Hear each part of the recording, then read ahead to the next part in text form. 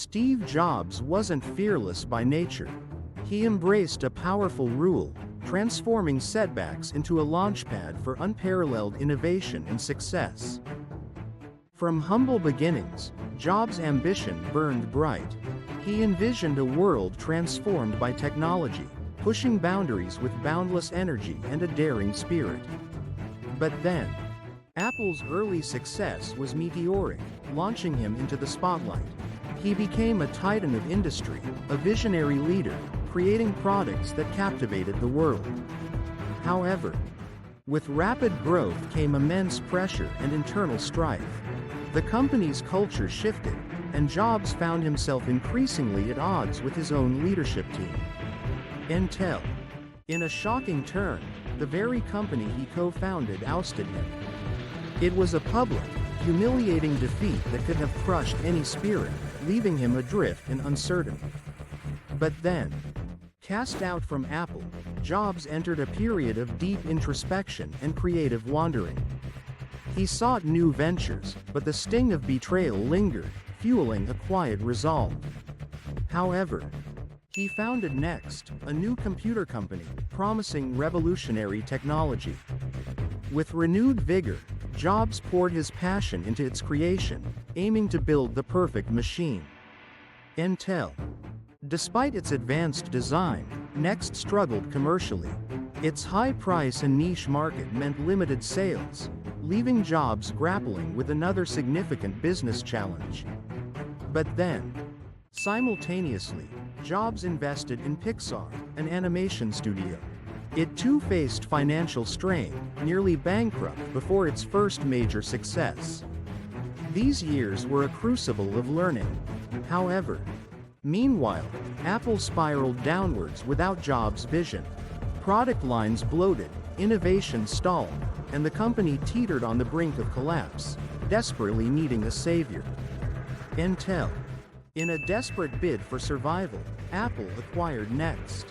This seemingly minor business deal set the stage for one of the greatest corporate comebacks in history, bringing Jobs back home. But then, Jobs returned to Apple as an interim CEO, facing a company on the verge of bankruptcy. He inherited chaos, a confused product strategy, and a demoralized workforce.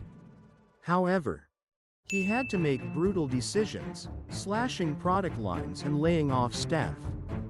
The stakes were incredibly high, with the company's very existence hanging by a thread. Intel. Competitors openly celebrated Apple's impending demise, seeing an opportunity to dominate the tech landscape. The world watched, expecting Apple to simply fade away.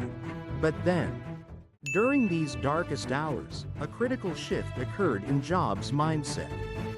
He realized that fear had been a powerful, albeit negative, motivator. He needed something more. However, he understood that trying to please everyone led to mediocrity. True innovation required conviction, even at the cost of alienating some. This profound truth would redefine his approach. Intel. This insight solidified into his unwavering, insanely great rule. If a product or idea wasn't absolutely phenomenal, it simply wasn't worth pursuing, no matter the cost. But then, this wasn't about pleasing market analysts or competitors. It was about absolute conviction in the product's soul, a relentless pursuit of perfection that tolerated no compromises. However, the rule empowered him to say no fiercely to countless ideas, projects, and even people. It allowed him to prune the unnecessary, focusing Apple's resources on true innovation. Intel.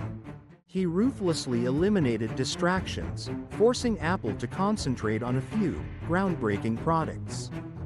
This radical simplification became the bedrock of their future success.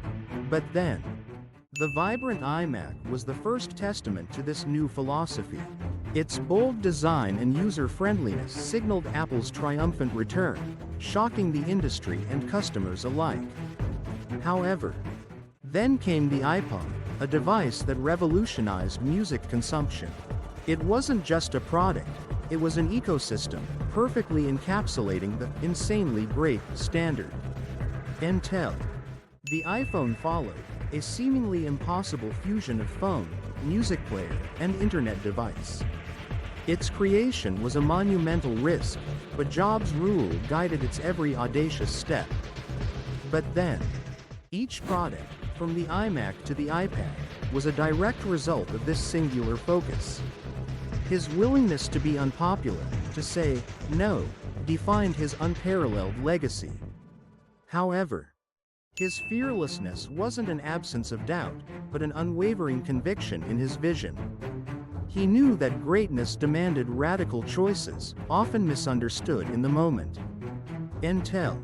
He consistently operated beyond conventional wisdom, trusting his instincts and the insanely great rule.